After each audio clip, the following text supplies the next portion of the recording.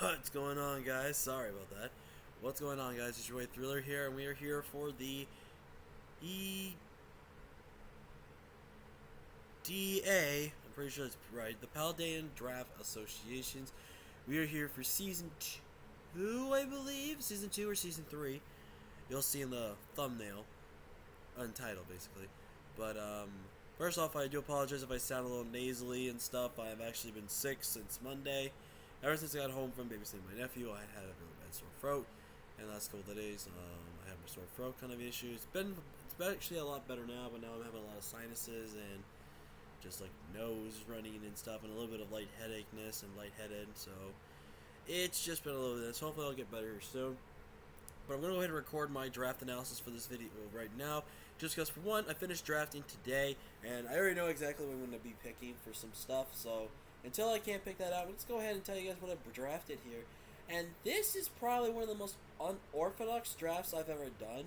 And you'll understand why in a second here. So if you guys are excited for a new draft league, let me know in the comment section below by showing that love to the thumbs up down button right there. No, the thumbs up button. My bad. The thumbs up. Thumbs up. Please, thumbs up. I'm just kidding. You guys can leave a thumbs up if you want to. And hit that subscribe button. We are only 8 away from the original goal, and we are roughly 600 views away from hitting 10K views on our channel for the amount of views we've had over the years. And to hit 10K, I'm not going to lie, would be one of the best accomplishments in my YouTube career. So let's hopefully hit that 10K views before my birthday, which is next week. So fun facts. But let's talk about the team. This was, I believe, a 14-man roster. It was either 14 or 16-person roster. And unfortunately, we had the last pick. But having the last pick had its pros and cons. Cons mean you can't grab some of the more broken Pokemon that you would really want on your team. But the pros about it is that you can really get some really good synergy. And I feel like for every single round I had, I hit perfect Pokemon for each round. So we're going to talk about it. So if you guys are excited, leave a like if you haven't already, subscribe if you're new, and let's get into this video. First pick, my boy, Jimen, which we're going with a nickname theme this time around, and I decided to randomly just do this. And I felt like it'd be really fun. If you guys don't know, I did the Japanese names of the Pokemon. I never uploaded that. Never mind. So I actually did a Japanese name theme for a Wi-Fi league where I named Pokemon their Japanese names. This one, I decided to go based off of the Japanese type. So basically, I looked up ground type, and it gives me Jimen or Jimen. So we're going with that for the theme this week, and I think it's a really cool title. I think it's really nice, and it's very interesting. But we got my boy Excadrills here, and you already know what route I'm going to go with this round around. And this is the route I have not used in such a long time. I did try Sand back in the starting of Generation 9, and unfortunately that Sand team kind of really flopped a little bit. It was mostly my fault for not constantly picking up pieces that didn't really worked well with it, but also I just never properly did the teams as well as I should have, and I really should have taken advantage of that opportunity. So it's whatever.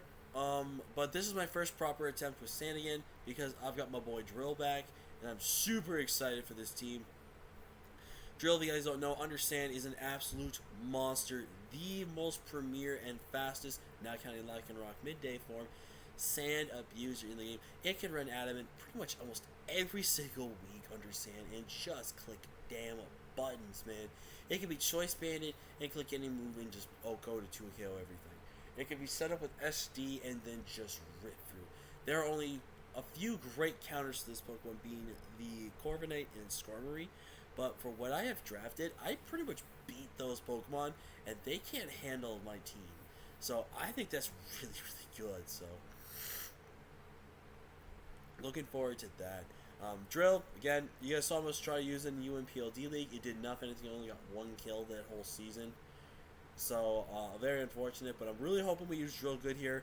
I have had a massive success rate when I use Sand. I have made playoffs every time except once, and I have won at least, I think, 1 or 2 I have won 2 championships, I think, actually, with Sand as my mode. So, I'm a massive Sand player, and I love Sand. I still think Sand is by far the best weather in the game.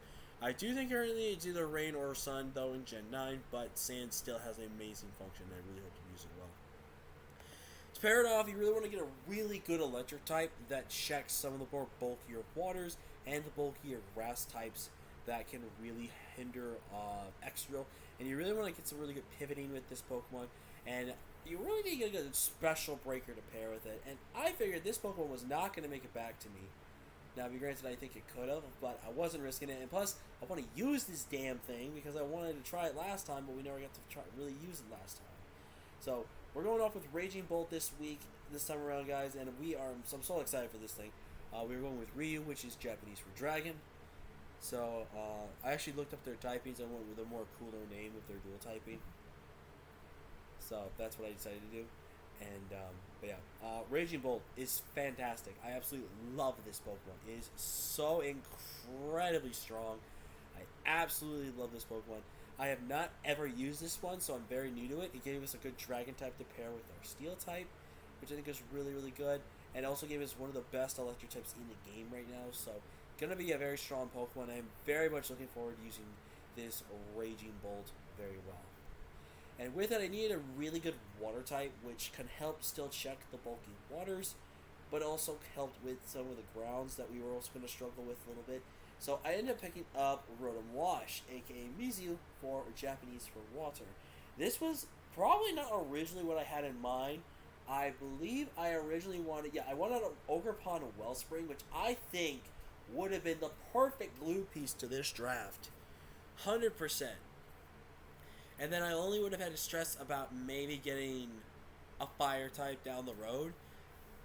But this was an amazing it would have been amazing to have. And it was literally right there. But I guess not. So I settled with Rotom Wash. I was really looking at the board, and I really wanted something that paired really well, and also, again, helped get in Excadrill or even my Raging Bolt to do some massive damage. And again, Rotom Wash fit that playstyle. I've only used Rotom Wash 2 times, and I think I've been decently successful both times with it. So, very excited to use Rotom Wash again after a very long time. It's a really good defensive water that can be physical or special, which is really good. Has a decent enough speed tier that takes advantage of speed, is used in Choice Scarf and Choice Specs Abuser. And with access to Pain Split now, it has good reliable recovery. So this is a very strong Pokemon that I'm very much looking forward to using this season. Now, coming into round 4, we get a Pokemon that I absolutely hate. This Pokemon is trash. It is dog. It is horrible. But it's allowed to Terra. If you guys don't know how Terra is going to work this season, we have an 18-point budget that you can get any Pokemon from, I believe, 12 and under, with obviously some from 12 and under being Terra bans on specific Pokemon like Regieleki, Armarouge, Basket Legion, etc., etc., etc. But they decided, let's allow Terra Virizion and see how it works. And I'm super excited to try this thing. This thing, we're going to name it Kuza, which is Japanese for grass. I'm so excited to try out Terra Virizion. This might change my opinion about Virizion, because this mon for me sucks. But with being a really good special defensive wall, also that base 108 speed tier, which is really good on this team as well, as it's one of our first fastest Pokemon that we really need on this team. I think this Pokemon can do a lot. It has access to Swords Dance. I think it also gets access to Bulk Up, possibly? Question mark? No, it does not. But it does get access to a Swords Dance. Excuse me. Ugh. I hate my sneezing when I'm sick. But, Virizion, fantastic Pokemon. And with the Terra types I decided to go with, I actually decided to go with Fighting over Grass. And the reason why I say Fighting over Grass is that if I really needed it, I would rather have a strong Fighting type. Because as you're going to see, I kind of made a weird choice in doing so with something. But I wanted this to be a really good breaker on this team, especially if I wanted to really check, like, Fighting had no really good resistance or counterplay to. And I can also be able to counteract that team with having the fighting resistance that I had. Like, Water Ghost with Terra Fighting, boom, I have grass coverage with you, boom, I win. So, there was that. And you're going to say I have the first letter of each one of those. The next Terra type is Fire. Fire invites in Ground, Rock, and Water, which we all beat, which is really, really nice. And it's just really good offensive typing that really gives good coverage options as well, so we can take on opposing grass types. Since I believe we actually lost a Mega Horn. Yeah, we actually lost a Mega Horn in this DLC when they had it in the previous generation, which was a little weird, but regardless of this. And the last one I went was Electric. Now, Electric was a bit of a wild card one there. It only primarily helps to deal with ground types, But in the me situation, if I think Electric has a very good, strong matchup, I want to be able to just dominate and just click buttons in front of my opponent. And I think having just that option to do so is just really strong. So I'm hoping Virizion does well for us this season, and I'm hoping to have some fun. Up next, we have done Bronzong, and I'm going to be honest, I don't know why I picked this thing up. I think my sick brain was going in. And like you guys don't know, I actually I don't make transactions till at least week 3, so Bronzong might be gone by week 3, but there was actually a reason why I drafted Bronzong, and that was just because of a recent thing that happened. So basically, first off, we name it Kotetsu, which is Japanese for steel. I was actually helping my goat, my amigo, and my fellow goons man, Jason, aka Diet Tight, with prep for one of his BBRG League games. I won't say which. All I will say is that Jason had to face a team that had a Bronzong on it. And if it was me, I built a super annoying set that I don't think his opponent's going to watch this video, but I'm going to upload this video until I know that battle gets done with.